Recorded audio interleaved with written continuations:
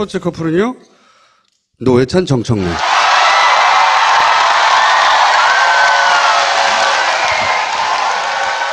자, 이제 오늘 나오시는 모든 게스트들은 노무현 특집이기 때문에, 8주기.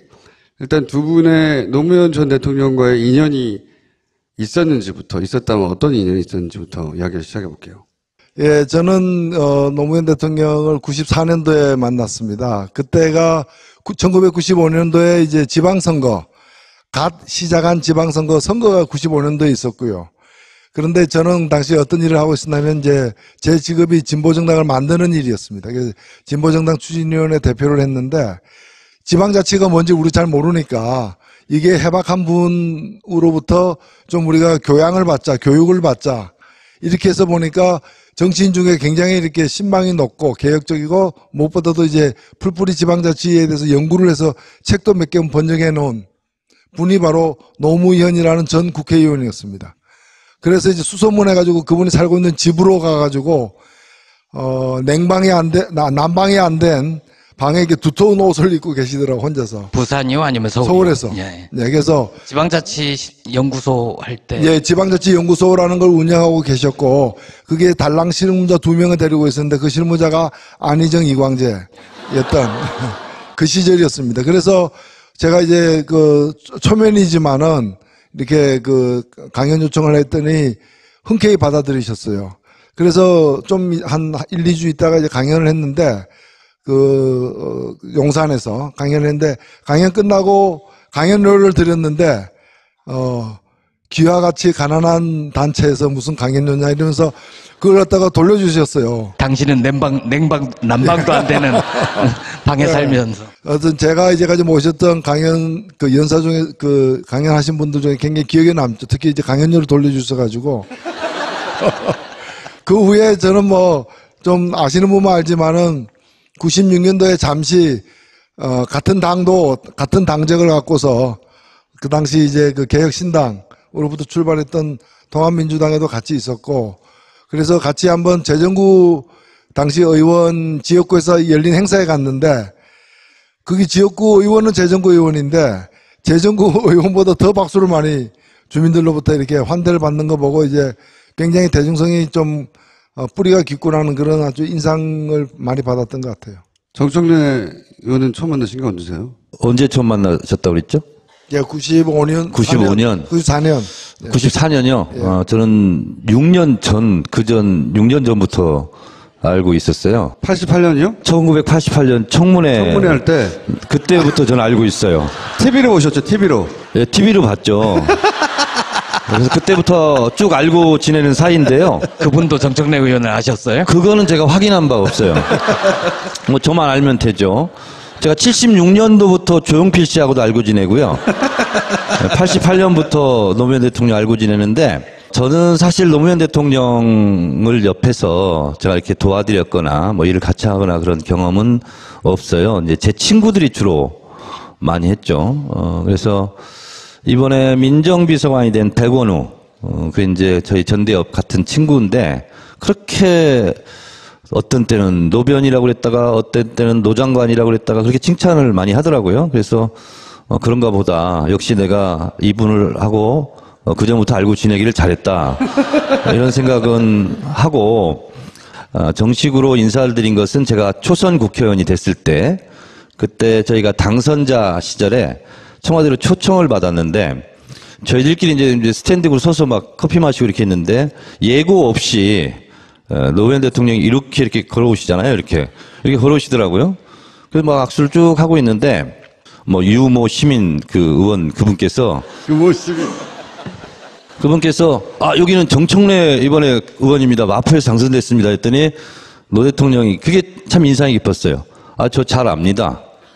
정청래 의원이시죠? 그래서 예, 너무나 반갑잖아요. 그랬더니 그때 제가 이제 이 인터넷 논객으로 제가 활동할 때인데 제 글을 잘 읽어보고 계시다고.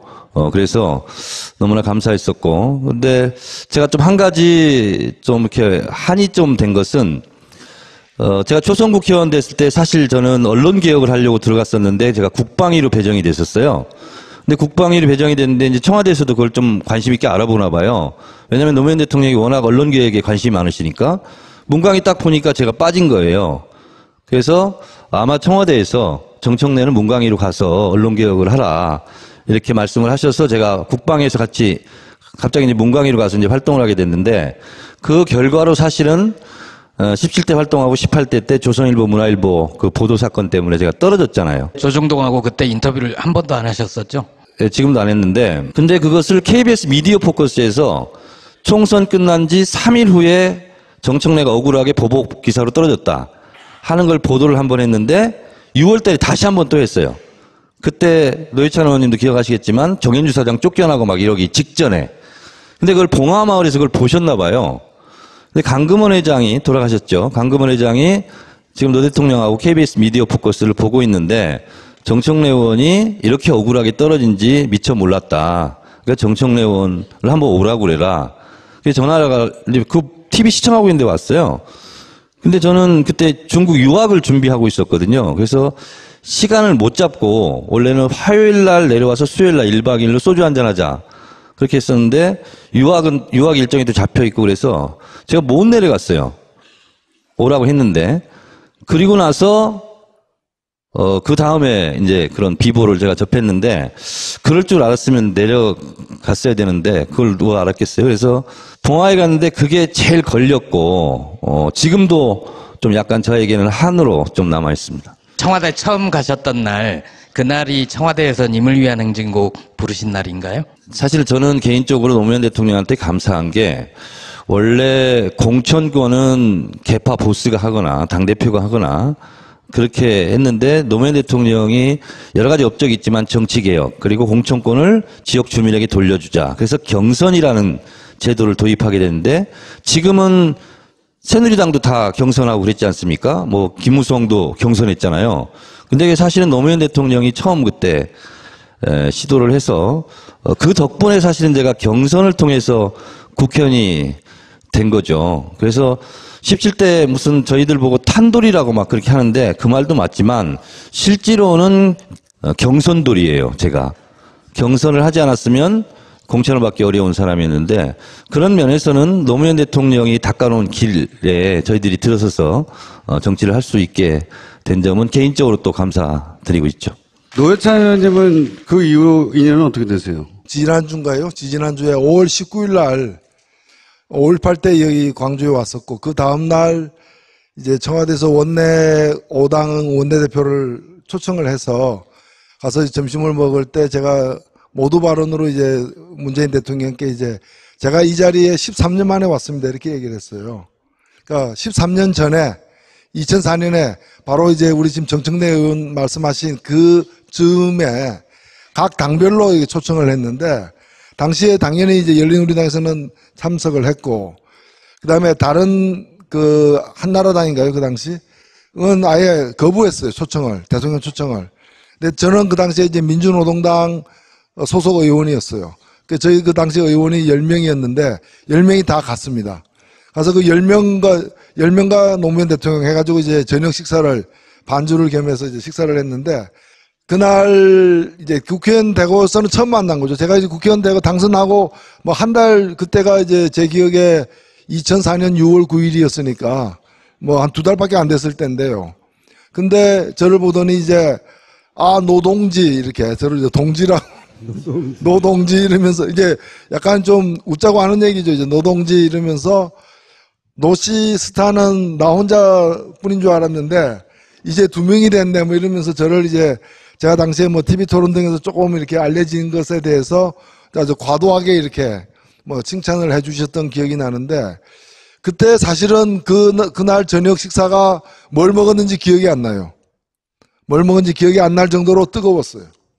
그래서 대통령과 이제 소속 정당이 아닌 다른 정당 국회의원이 만났으면 서로 이제 예의만 차리고 끝나도 될 일인데 대통령이 이제 식사를 하시면서 이제 주요한 뜨거운 쟁점에 대해서 하나하나 이렇게 열거하면서 견해를 얘기하고 또 우리 보고 얘기하라 그러고 하니까 자연스럽게 토론이 된 거예요.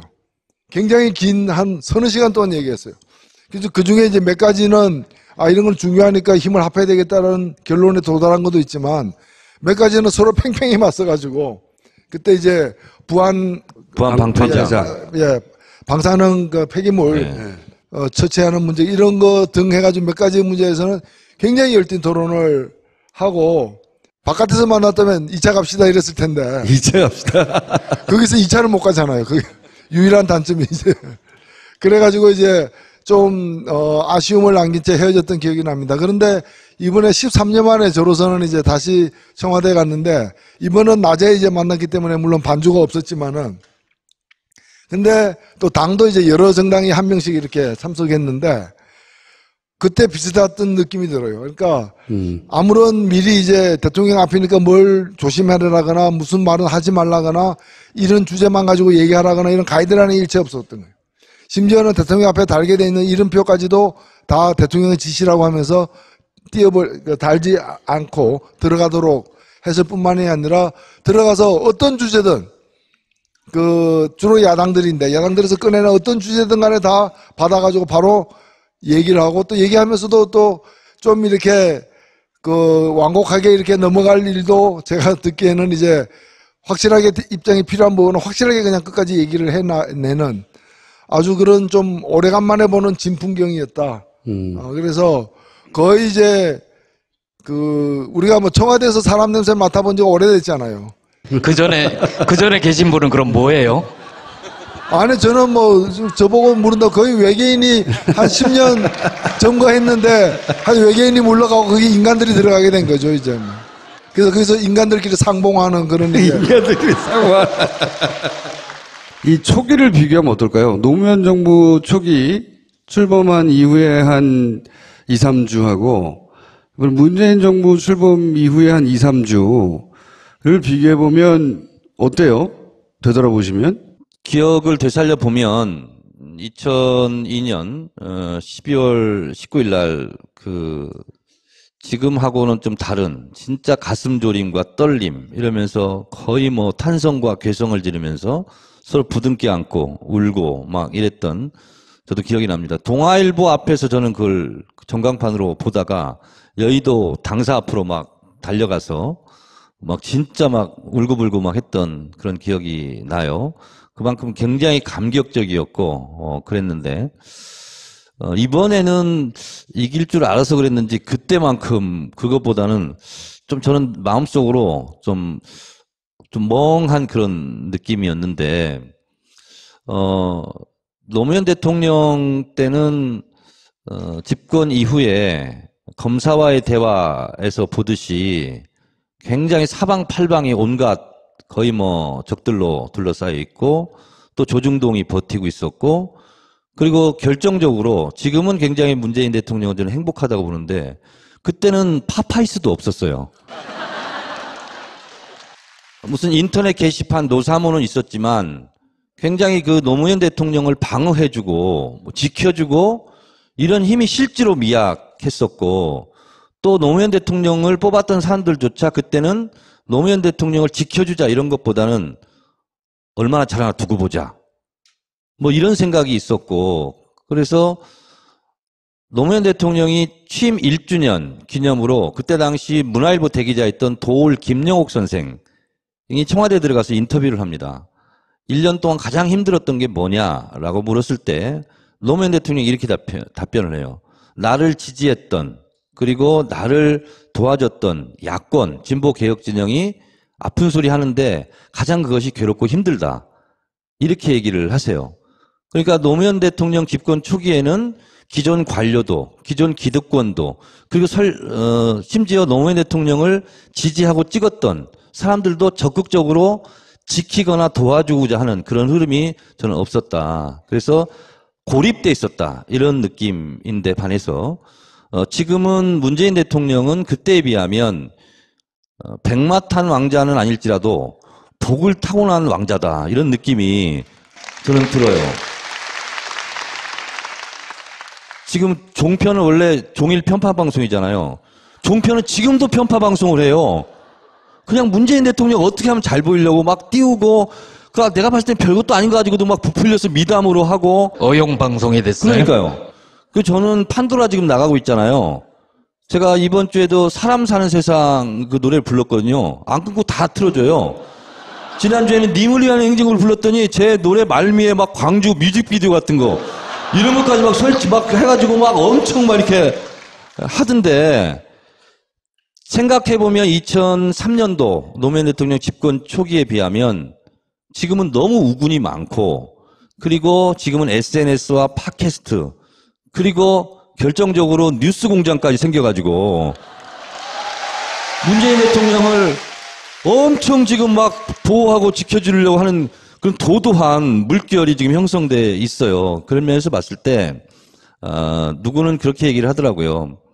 노무현 대통령은 마르크스고 문재인 대통령은 엥겔스다. 두 사람을 뗄래야 뗄 수 없잖아요.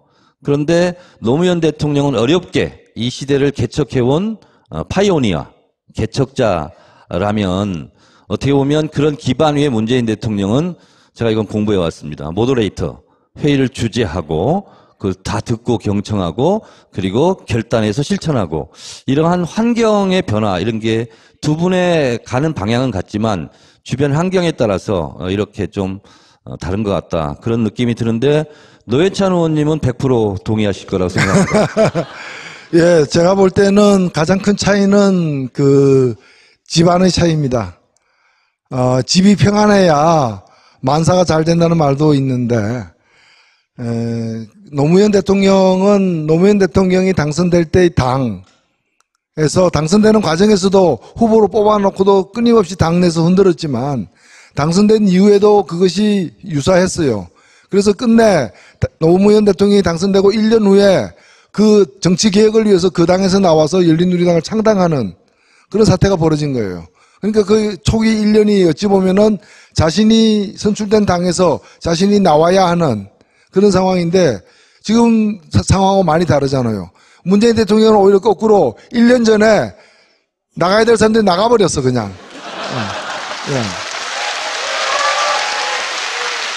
그러니까 제 발로 나가버린 상태에서 대통령이 됐기 때문에 상대적으로 좀 집안이 덜 문란했고 그리고 이제 아마 집권 초기에도 그런 집안 걱정이라거나 이런 건 좀 덜 하지 않을까 그런 생각이 되고 두 번째 차이는 더 결정적인 차이인데 그 사이에 많은 세월이 흘렀습니다. 또 당사자들도 뭐 노무현 대통령이 돌아가셨지만은 이 정권을 이루고 있는 사람 중에 그 당시부터 활동했던 그런 분들 물론 우리 정청래 의원까지 포함해서 이런 분들이 그간에 많은 세파를 겪으면서 그 경험을 갖다 녹여가지고 훨씬 진화한 상태다라고 저는 생각합니다. 제가 지난 그 5월 19일 날 청와대 갔을 때 밥 잘 먹고 이제 헤어질 때 제가 이제 그 임종석 비서실장하고 전병헌 정무수석에게 뭐 가까운 사이니까 그 얘기를 했어요. 귀하들 많이 발전했다. 훨씬 진화했다. 그리고 많은 사람들이 안정적이다. 집권 초기인데도 불구하고 안정감을 느낀다고 하더라도 제가 덕담을 해줬는데 빈말은 아니었습니다. 실제로 제가 느낀 대로 이제 얘기를 했는데 그랬더니 답변이 바로 그 얘기예요. 그 임종석 실장이 하는 얘기가 저희가 그동안에 어떤 세월을 보냈습니까? 봄, 여름, 가을, 겨울 뭐 북풍 한설부터 모진 풍파 다 거치면서 여기까지 오는 그 과정에서 물론 그래도 부족함이 있을 수 있겠지만은 뭐 그래서 저는 굉장히 이 다른 게 노무현의 캐릭터와 문재인의 캐릭터가 다르다고 수평적으로 볼 문제가 아니라 그로부터 벌써 4, 5년이 지난 후의 문재인인 거죠. 아마 노무현 대통령 살아계셨다 하더라도 지금이 또 그때하고 달랐을 거 아니겠어요. 뭐 그런 점에서 저는 국민이 달라졌죠. 네, 국민들도 달라졌고 많은 부분들에 이제 세상 자체가 더 시프트했다 이게 앞으로 이렇게 이동했다. 물론 아직 못 따라오고 있는 이렇게 분들도 굉장히 많지만은 뭐 우리가 뒤돌아볼 여유는 없는 것이고 예, 세상 자체가 저는 굉장히 진화해 가고 있다 이렇게 생각이 됩니다. 사실은 김어준 우리 총수도 그 2000년대 초반에 제가 그 서교동 이런 데서 길거리에서 점심때를 보면은 그때보다 많이 진화했어요 사실은. 어떻게 진화했나요? 복근이 진화했어요 제가. 복부 쪽이. 지지율이라는 건 흔들리게 돼 있어요. 왜냐하면 지금까지는 선언하고 몇 명 인사하고 상징을 보여주는 데 그쳤지만 이제 구체적 정책에 들어가고 또 야당과 부딪히고 견해가 갈리는 사안이 등장하고 하면 지지율이 흔들릴 수 있잖아요, 당연히. 흔들릴 수 있습니다. 앞으로 이 문재인 정부가 성공하기 위해서 주의해야 할 점이라고 할까요? 뭐 지금은 아주 잘 하고 있기도 하고 또 초기입니다. 초기인데 마냥 지금처럼 날이 화창할 것인가 그렇지는 않을 것이라고 생각됩니다. 먼저 장관 인선 정도 가면 장관은 수가 많지 않습니까? 국무위원들. 지금까지 인선이 굉장히 저도 정말 감동할 정도로 짜릿짜릿하게 그런 전율을 느낄 정도로 아주 통쾌한 그런 인선들이 여러 건 있었다고 생각되는데 앞으로 이제 장관들이 많아지면 또 그런 분들 또 과거 살아온 흔적 조사하다 보면 뭐 또 이런 게 점점 많게 나올 거라고 보여집니다. 그리고 본격적으로 이제 국회와 법을 통과시키는 문제와 부닥치게 되면은 지금 뭐 아시다시피 여소야대이고 또 상대가 뭐 망했다고 하지만은 부자 망해도 3년 간다고 망했다고 하지만 그 근성들은 남아 있어가지고 끊임없이 이제 좀 곤란한 상황들이 앞으로 나타날 수 있습니다. 그러니까 오늘은 화창하지만 장마전선은 몰려오는 그런 측면도 사실 있는데 저는 몇 가지만 좀 당부를 드리자면은 이 정부가 권위주의적인 정부가 전혀 아니잖아요. 아니기 때문에 오히려 권위적인 정부가 아닌 정부의 약점. 그러니까 너도 나도 이제 다 한마디씩 하는 특히 팀 내에서 국무위원들 내에서 주요 핵심 책임자들 선에서 너도 나도 뭐 내 생각에는 왜냐하면 그런 게 허용되니까 허용되는 거는 민주적이고 좋은 일이고 진전된 상황이지만은 그게 너무 또 이렇게 중구난방으로 갈 때는 감당하기 힘들 수 있다. 통제되지 않은 메시지가 막 나올 수 있다. 그리고 지금 요 며칠 좋은 거를 가지고 너무 그 좋은 건 좋은 거라고 우리가 얘기해야 되지만 가지 많은 나무가 뭐 바람 잘 잘 날 없다라고 얘기하자면 대추나무 같이 대추나무가 아마 열매가 가장 많이 열리는 나무 중에 하나일 거예요. 그러니까 사람이 많아지면 많아질수록 별일이 다 그 내에서 발생할 수 있는데 그걸 여하이 잘 중심 잡고 통제해서 가느냐라는 그런 문제고 그러면 또 하나는 뭔가 하면은 자전거 처음 배우는 사람들이 제일 잘 넘어지는 이유가 뭔가 하면은 안 넘어지려고 핸들을 갖다가 좌로 우로 꺾기 때문이에요. 그냥 자전거 처음 배우는 사람들은 눈 딱 감고 그냥 핸들 생각하지 말고 바퀴를 갖다가 페달을 갖다가 신껏 자꾸 밟아서 추동력이 생기면은 오히려 덜 쓰러지게 되는데 추동력을 갖다가 페달을 밟을 생각은 못하고 핸들만 자꾸 안 넘어지려고 균형 잡으려고 반대 방향을 돌리다 보면 자꾸 넘어지는 거거든요. 그런 점에서 저는 웬만한 그런 이제 좀 이러저러한 난관들이 앞으로 발생할 텐데 초기에 어떤 그 신념과 그 목표에 대해서 좀 강한 좀 믿음을 갖고서 밀고 나갈 필요가 있다. 하나하나에 대해서 일희일비하면서 이 눈치 보고 저기서 뭐라 그러면서 이렇게 또 해줬다가 이런 식으로 가서는 안 된다는 거죠. 그래서 정의당은 야당인데 야당의 입장에서도 가장 잘한 점 하나만 꼽으면 뭐가 있습니까? 저는 뭐 하나가 아니기 때문에 말하기 굉장히 힘든데요.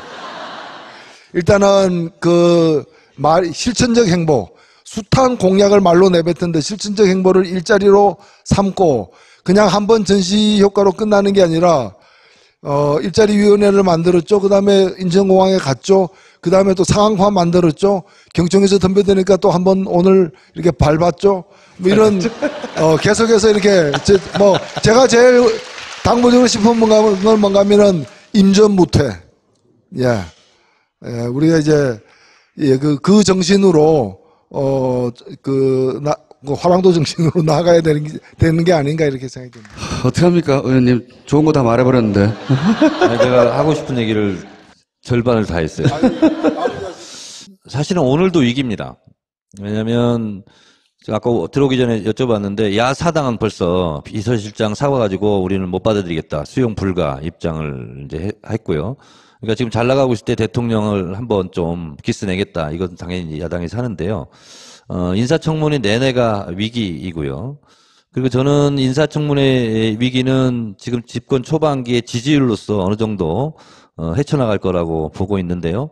이제 진정으로 아까 말씀하셨지만 법을 다루는 정기국회, 국정감사 이때가 아마 1차 위기가 저는 좀 닥칠 거라고 보고요.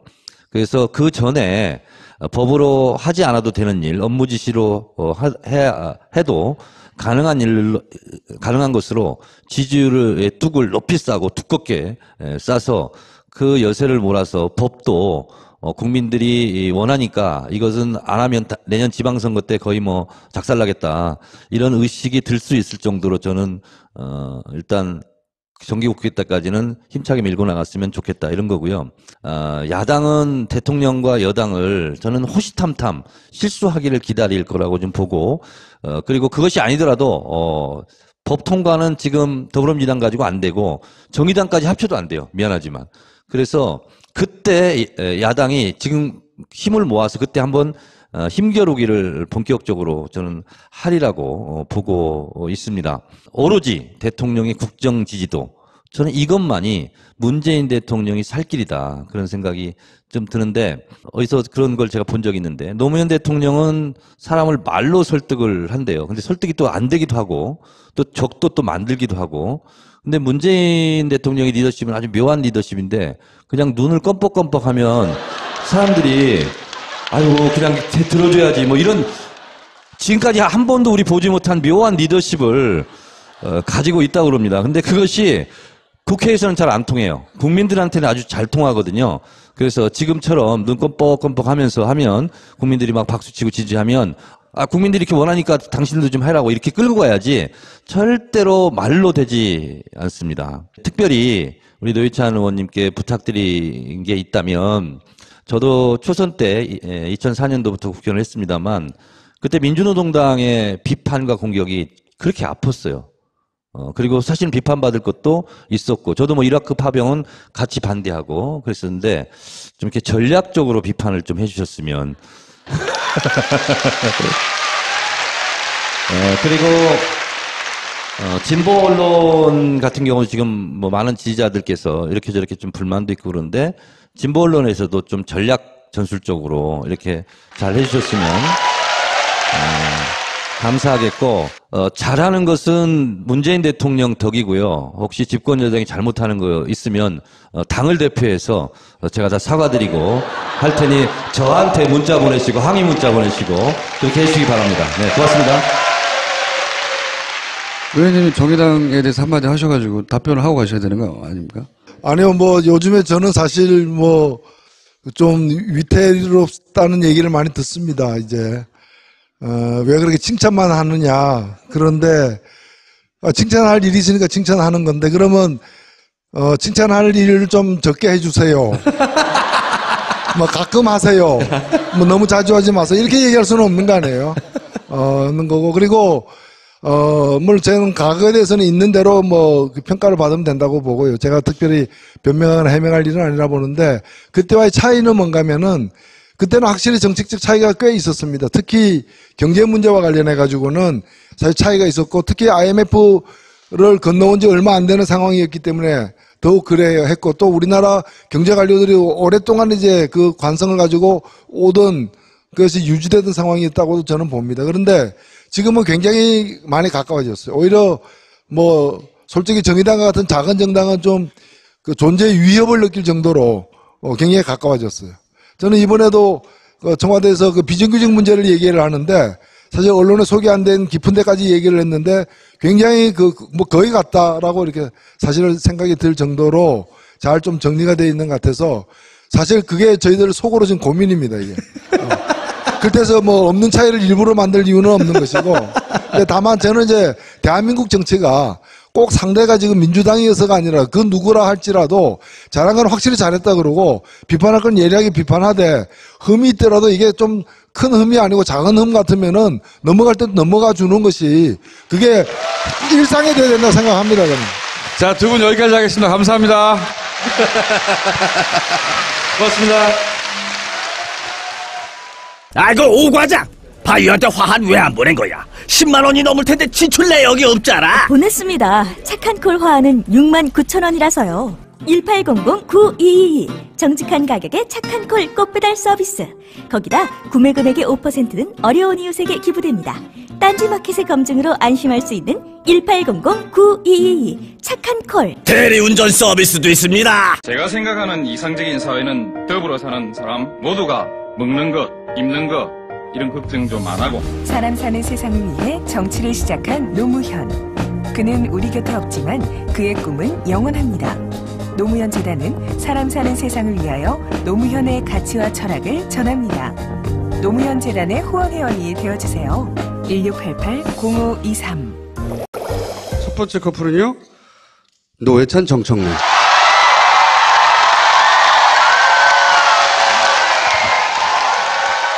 자, 이제 오늘 나오신 모든 게스트들은 노무현 특집이기 때문에, 8주기. 일단 두 분의 노무현 전 대통령과의 인연이 있었다면 어떤 인연이 있었는지부터 이야기를 시작해 볼게요. 예, 저는 노무현 대통령을 94년도에 만났습니다. 그때가 1995년도에 이제 지방선거, 갓 시작한 지방선거 선거가 95년도에 있었고요. 그런데 저는 당시 어떤 일을 하고 있었냐면 이제 제 직업이 진보정당을 만드는 일이었습니다. 그래서 진보정당 추진위원회 대표를 했는데 지방자치가 뭔지 우리 잘 모르니까 이게 해박한 분으로부터 좀 우리가 교양을 받자, 교육을 받자. 이렇게 해서 보니까 정치인 중에 굉장히 이렇게 신망이 높고 개혁적이고 무엇보다도 이제 풀뿌리 지방자치에 대해서 연구를 해서 책도 몇 개 번역해 놓은 분이 바로 노무현이라는 전 국회의원이었습니다. 그래서 이제 수소문해가지고 그분이 살고 있는 집으로 가가지고, 난방이 안 된 방에 이렇게 두터운 옷을 입고 계시더라고, 혼자서. 부산이요? 아니면 서울이요? 서울에서. 예. 네, 그래서. 지방자치 연구소 할 때. 예, 지방자치 연구소라는 걸 운영하고 계셨고, 그게 달랑 실무자 2명을 데리고 있었는데 그 실무자가 안희정, 이광재였던 그 시절이었습니다. 그래서 제가 이제 초면이지만은 이렇게 강연 요청을 했더니 흔쾌히 받아들이셨어요. 그래서 좀 한 1, 2주 있다가 이제 강연을 했는데, 용산에서 강연을 했는데, 강연 끝나고 강연료를 드렸는데, 귀와 같이 가난한 단체에서 무슨 강연료냐 이러면서 그걸 갖다가 돌려주셨어요. 당신은 난방도 안 되는 방에 네. 살면서. 어떤 제가 이제까지 모셨던 강연, 연사 중에 강연하신 분들 중에 굉장히 기억에 남죠. 특히 이제 강연료를 돌려주셔가지고. 그 후에 저는 좀 아시는 분만 알지만은 96년도에 잠시, 같은 당적을 갖고서 그 당시 이제 개혁신당으로부터 출발했던 통합민주당에도 같이 있었고, 그래서 같이 한번 재정구 당시 의원 지역구에서 열린 행사에 갔는데, 거기 지역구 의원은 재정구 의원인데, 재정구 의원보다 더 박수를 많이 주민들로부터 이렇게 환대를 받는 거 보고 이제 굉장히 대중성이 좀 뿌리가 깊구나는 그런 아주 인상을 많이 받았던 것 같아요. 정청래 의원은 처음 만나신 게 언제세요? 언제 처음 만나셨다고 그랬죠? 예, 94년. 94년. 예. 94년이요? 예. 저는 6년 전부터 알고 있었어요. 88년이요? 1988년 청문회 할 때. 그때부터 저는 알고 있어요. TV로 오셨죠, TV로. 예, TV로 봤죠. 그래서 그때부터 쭉 알고 지내는 사이인데요. 그분도 정청래 의원을 아셨어요? 그거는 제가 확인한 바 없어요. 저만 알면 되죠. 제가 76년도부터 조용필 씨하고도 알고 지내고요. 88년부터 노무현 대통령 알고 지내는데, 저는 사실 노무현 대통령을 옆에서 제가 이렇게 도와드렸거나 일을 같이 하거나 그런 경험은 없어요. 이제 제 친구들이 주로 많이 했죠. 그래서 이번에 민정비서관이 된 백원우, 그 이제 저희 전대협 같은 친구인데, 그렇게 어떤 때는 노변이라고 그랬다가 어떤 때는 노장관이라고 그랬다가 그렇게 칭찬을 많이 하더라고요. 그래서 그런가 보다. 역시 내가 이분을 하고 그전부터 알고 지내기를 잘했다. 이런 생각은 하고, 정식으로 인사를 드린 것은 제가 초선 국회의원이 됐을 때, 그때 저희가 당선자 시절에 청와대로 초청을 받았는데, 저희들끼리 이제 스탠딩으로 서서 막 커피 마시고 이렇게 했는데, 예고 없이 노무현 대통령이 이렇게 걸어오시잖아요. 이렇게 걸어오시더라고요. 그래서 막 악수를 쭉 하고 있는데, 유모 시민 의원 그분께서 유모 시민. 그분께서 여기는 정청래 이번에 의원입니다. 마포에서 당선됐습니다. 했더니 노 대통령이 그게 참 인상이 깊었어요. 저 잘 압니다. 정청래 의원이시죠? 그래서 예, 너무나 반갑잖아요. 그랬더니 그때 제가 이제 이 인터넷 논객으로 제가 활동할 때인데 제 글을 잘 읽어보고 계시다고 그래서 너무나 감사했었고, 근데 제가 좀 한 가지 좀 이렇게 한이 좀 된 것은 제가 초선 국회의원 됐을 때 사실 저는 언론 개혁을 하려고 들어갔었는데 제가 국방위로 배정이 됐었어요. 근데 국방위로 배정이 됐는데 이제 청와대에서도 그걸 좀 관심 있게 알아보나 봐요. 왜냐하면 노무현 대통령이 워낙 언론 개혁에 관심이 많으시니까 문광이 딱 보니까 제가 빠진 거예요. 그래서 아마 청와대에서 정청래는 문광위로 가서 언론 개혁을 하라 이렇게 말씀을 하셔서 제가 국방에서 같이 갑자기 이제 문광위로 가서 이제 활동을 하게 됐는데 그 결과로 사실은 17대 활동하고 18대 때 조선일보, 문화일보 그 보도 사건 때문에 제가 떨어졌잖아요. 조중동하고 그때 인터뷰를 한 번도 안 하셨었죠? 네, 지금도 안 했는데, 근데 그것을 KBS 미디어 포커스에서 총선 끝난 지 3일 후에 정청래가 억울하게 보복 기사로 떨어졌다 하는 걸 보도를 한 번 했는데 6월 달에 다시 한 번 또 했어요. 그때 노회찬 의원님도 기억하시겠지만 정현주 사장 쫓겨나고 막 이러기 직전에. 근데 그걸 봉화마을에서 그걸 보셨나 봐요. 근데 강금원 회장이 돌아가셨죠. 강금원 회장이 지금 노 대통령하고 KBS 미디어 포커스를 보고 있는데 정청래 의원이 이렇게 억울하게 떨어진지 미처 몰랐다. 그러니까 정청래 의원을 한번 오라고 그래라. 그래서 전화가 그 TV 시청하고 있는데 왔어요. 근데 저는 그때 중국 유학을 준비하고 있었거든요. 그래서 시간을 못 잡고 원래는 화요일 날 내려와서 수요일 날 1박 2일로 소주 한잔 하자. 그렇게 했었는데 유학 일정이 또 잡혀 있고 그래서 제가 못 내려갔어요. 오라고 했는데 그리고 나서 그 다음에 이제 그런 비보를 제가 접했는데 그럴 줄 알았으면 내려갔어야 되는데 그걸 누가 알았겠어요. 그래서 동아에 갔는데 그게 제일 걸렸고 지금도 좀 약간 저에게는 한으로 좀 남아 있습니다. 청와대 처음 가셨던 날, 그날이 청와대에서 님을 위한 행진곡 부르신 날인가요? 사실 저는 개인적으로 노무현 대통령한테 감사한 게 원래 공천권은 개파 보스가 하거나 당대표가 하거나 그렇게 했는데 노무현 대통령이 여러 가지 업적이 있지만 정치개혁 그리고 공천권을 지역 주민에게 돌려주자. 그래서 경선이라는 제도를 도입하게 됐는데 지금은 새누리당도 다 경선하고 그랬지 않습니까? 뭐 김무성도 경선했잖아요. 근데 사실은 노무현 대통령이 처음 그때 시도를 해서 그 덕분에 사실은 제가 경선을 통해서 국회의원이 된 거죠. 그래서 17대 무슨 저희들 보고 탄돌이라고 막 그렇게 하는데 그 말도 맞지만 실제로는 경선돌이에요. 제가 경선을 하지 않았으면 공천을 받기 어려운 사람이었는데 그런 면에서는 노무현 대통령이 닦아놓은 길에 저희들이 들어서서 정치를 할 수 있게 된 점은 개인적으로 또 감사드리고 있죠. 노회찬 의원님은 그 이후 인연은 어떻게 되세요? 지난주인가요? 지난주에 5월 19일 날 5.18 때 여기 광주에 왔었고 그 다음날 이제 청와대에서 원내 5당 원내대표를 초청을 해서 가서 점심을 먹을 때 제가 모두 발언으로 이제 문재인 대통령께 이제 제가 이 자리에 13년 만에 왔습니다. 이렇게 얘기를 했어요. 그러니까 13년 전에 2004년에 바로 이제 우리 지금 정청래 의원 말씀하신 그 즈음에 각 당별로 초청을 했는데 당시에 당연히 이제 열린우리당에서는 참석을 했고 그다음에 다른 그 한나라당인가요? 그 당시? 은 아예 거부했어요. 초청을. 대통령 초청을. 근데 저는 그 당시에 이제 민주노동당 소속 의원이었어요. 저희 그 당시 의원이 10명이었는데 10명이 다 갔습니다. 가서 그 10명과 노무현 대통령 해가지고 이제 저녁 식사를 반주를 겸해서 이제 식사를 했는데 그날 이제 국회의원 되고서는 처음 만난 거죠. 제가 이제 국회의원 되고 당선하고 뭐 한 달 그때가 이제 제 기억에 2004년 6월 9일이었으니까 뭐 한 2달밖에 안 됐을 때인데요. 근데 저를 보더니 이제 노동지 이렇게 저를 이제 동지라고 노동지 이러면서 이제 약간 좀 웃자고 하는 얘기죠. 이제 노동지 이러면서 노씨 스타는 나 혼자뿐인 줄 알았는데 이제 2명이 됐네 뭐 이러면서 저를 이제 제가 당시에 뭐 TV 토론 등에서 조금 이렇게 알려진 것에 대해서 아주 과도하게 이렇게 뭐 칭찬을 해주셨던 기억이 나는데 그때 사실은 그날 저녁 식사가 뭘 먹었는지 기억이 안 나요. 뭘 먹은지 기억이 안 날 정도로 뜨거웠어요.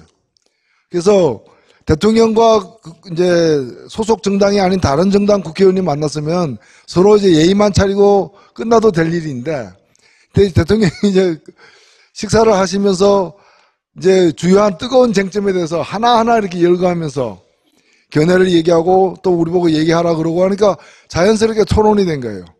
굉장히 긴 한 서너 시간 동안 얘기했어요. 그래서 그 중에 이제 몇 가지는 이런 건 중요하니까 힘을 합해야 되겠다는 결론에 도달한 것도 있지만 몇 가지는 서로 팽팽히 맞서가지고 그때 이제 부안 방패자. 예, 방사능 그 폐기물 처치하는 문제 이런 거 등 해가지고 몇 가지 문제에서는 굉장히 열띤 토론을 하고 바깥에서 만났다면 2차 갑시다 이랬을 텐데 2차 갑시다. 거기서 2차를 못 가잖아요. 그게 유일한 단점이 이제 그래가지고 이제 좀 아쉬움을 남긴 채 헤어졌던 기억이 납니다. 그런데 이번에 13년 만에 저로서는 이제 다시 청와대에 갔는데 이번은 낮에 이제 만났기 때문에 물론 반주가 없었지만은 근데 또 당도 이제 여러 정당이 한 명씩 이렇게 참석했는데 그때 비슷했던 느낌이 들어요. 그러니까 아무런 미리 이제 대통령 앞이니까 뭘 조심하라거나 무슨 말은 하지 말라거나 이런 주제만 가지고 얘기하라거나 이런 가이드라인이 일체 없었던 거예요. 심지어는 대통령 앞에 달게 돼 있는 이름표까지도 다 대통령의 지시라고 하면서 달지 않고 들어가도록 했을 뿐만이 아니라 들어가서 어떤 주제든 주로 야당들에서 꺼내는 어떤 주제든 간에 다 받아가지고 바로 얘기를 하고 또 얘기하면서도 또 좀 이렇게 완곡하게 이렇게 넘어갈 일도 제가 듣기에는 이제 확실하게 입장이 필요한 부분은 확실하게 그냥 끝까지 얘기를 해내는 아주 그런 좀 오래간만에 보는 진풍경이었다. 그래서 거의 이제 우리가 뭐 청와대에서 사람 냄새 맡아본 지가 오래됐잖아요. 그 전에 계신 분은 그럼 뭐예요? 아니 저는